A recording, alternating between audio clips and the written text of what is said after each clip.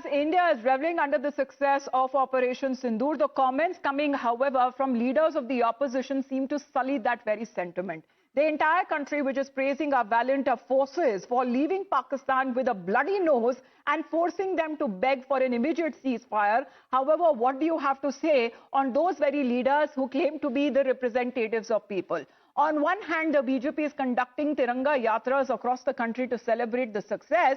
But on the other hand, the opposition is not very happy with the Prime Minister. Why do you ask? Because the opposition believes that the Prime Minister is actually using Operation Sindoor as his benefit, as an advantage, as an opportunity for votes in upcoming elections. Akhilesh Yadav, who is calling the Prime Minister as Chitrajeevi, saying that the airbase has turned into a selfie point when the Prime Minister visited. His fellow party members also believe that the show of strength at Adampur airbase is only keeping the upcoming elections in mind.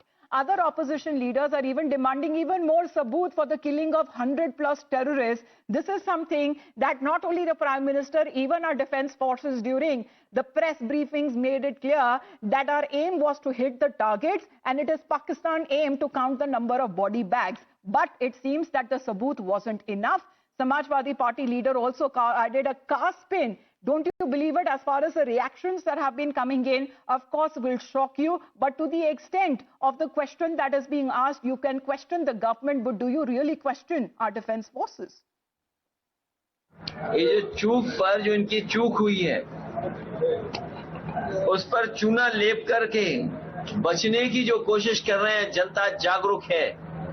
Bharatiya Janata party के लोग बचने वाले नहीं हैं। चित्रजीवियों को कम से कम ये स्वीकार करना चाहिए, जो फौज के लिए, उनके लिए इस्तेमाल के लिए है, वो सेल्फी पॉइंट नहीं हो सकता है। व्योमिका सिंह हरियाणा की जाकर और एयर मार्शल भारती पूर्णिया के यादव हैं, तो तीनों तो पीडीए के थे। अगर पाकिस्तान ने भारत के सामने हाथ जोड़े तो फिर सामने आके कोई समझौता क्यों नहीं हुआ? क्यों पाकिस्तान दुनिया के सामने आके नहीं बोलता, किसी कागज पे साइन नहीं करता, दुनिया के मीडिया के सामने आके नहीं बोलता कि हमने भारत के सामने हार मानी और हमने भारत के सामने हाथ जोड़े? Our army operators have said that they have targeted the specific zones of terrorist camps. Good, welcome. But none of the terrorists could be found there. None of the terrorists could be apprehended. None of their bodies could be really recovered. क्या हुआ? दरअसल ये 100 लोग मार गए, 100 लोग मार गए, तो क्या एक एक मारने के बाद उसका काउंटिंग किया गया क्या? 100 लोग मारे गए नहीं, 101 क्यों नहीं, 99 क्यों नहीं? ये लोगों के दिमाग है कि बराबर 100 मारे गए, उसमें जो 4 लोग यहाँ आके हमारे निशस्त्र लोगों को मारे, टूरिस्ट को मारे, उनके बीवों का सिंदूर मिटाया गया, वो 4 लोगों का क्या हो गया?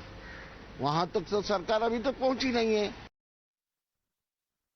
ये सब जो है ना, ये सारी चीजों को जो पॉलिसाइज किया जा रहा है, सबको इससे राजनीति में अपना मदद लेने की कोशिश की जा रही है। ऐसी चीजें, ये देश में कर्ज कितना बढ़ गया, चाइना के लोग हमारे बॉर्डर में घुसकर हमारी जमीन पर कब्जा किए बैठे हैं, उस पर कोई चर्चा नहीं हो रही है।